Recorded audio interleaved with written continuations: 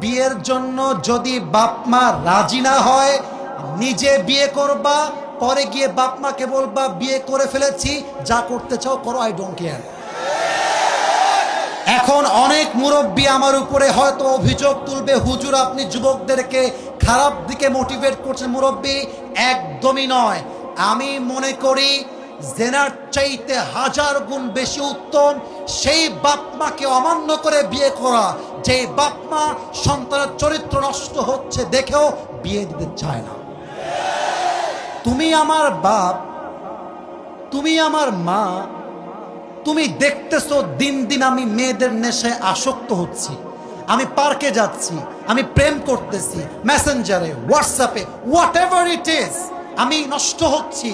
তুমি মা হয়ে যদি আমার দায়িত্ব নিয়ে না বোঝো, বাপ যদি আমাকে না বোঝে, কাউকে দরকার নাই, আমি নামকে নিয়ে বিয়ে করে ফেলবো যুবক ভাইরা। এটা বাধ্য হয়ে বললাম। কেন বললাম? আজকালকার সমাজে প্রেম করা সহজ, বিয়ে করা কঠিন হয়ে গিয়েছে। যখন বিয়ে করতে যাবেন বলবে না যে বাবা তুমি কি নামাজ কালাম পড়ো, আগেই একটাই প্রশ্ন, तुम पैसे कितने कमाते हो पहले मुझे ये बताओ। একজন যুবক কামাই করে 15,000 টাকা, তাগড়া যুবক, আব্বা বলে আরেকজন 50,000 টাকা বেতন, মাথায় চুল টুল কিছু নাই, টাকলা।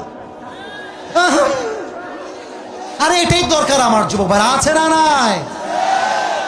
এক বাপকে যুবক বলছে, আব্বা জান এই মেয়েটাকে কার সঙ্গে বিয়ে দিলেন, इसके सर पे तो बाल नहीं है। तो अब्बा बोलছে बेटा सर पे बाल नहीं है तो क्या हुआ, जेब में माल तो है ना। তার মানে কিছু বাপের কাছে মেয়ের জামাই হিসেবে চরিত্রবান জামাই নয়, টাকাওয়ালা জামাই তাদের জন্য বেস্ট অপশন হয়ে গিয়েছে, ঠিক না বলেন? তো যুবকের জন্য প্রথম কথা, বাবা আগে বাবা মাকে বোঝাও। আমার মনে হয় যুবকদের জীবনের সবচাইতে বড় দুঃখের বিষয়, বিয়ে করতে চাই, বিয়ে করতে পারি না, বাপ মা খালি কয় নিজের পায়ে দাঁড়িয়ে বিয়ে করতে হবে।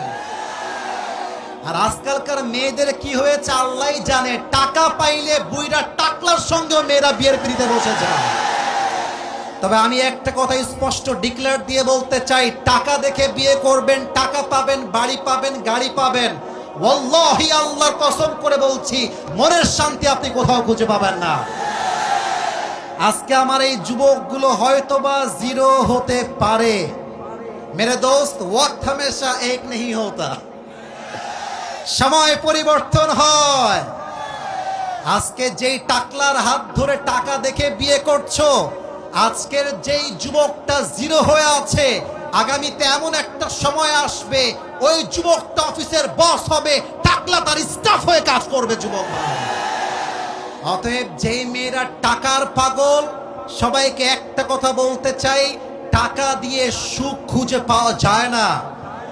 একজন যুবক যদি চরিত্রবান হয়, আদর্শবান হয়, তার সঙ্গে দুনিয়া জান্নাতের জীবন পাওয়া যায়।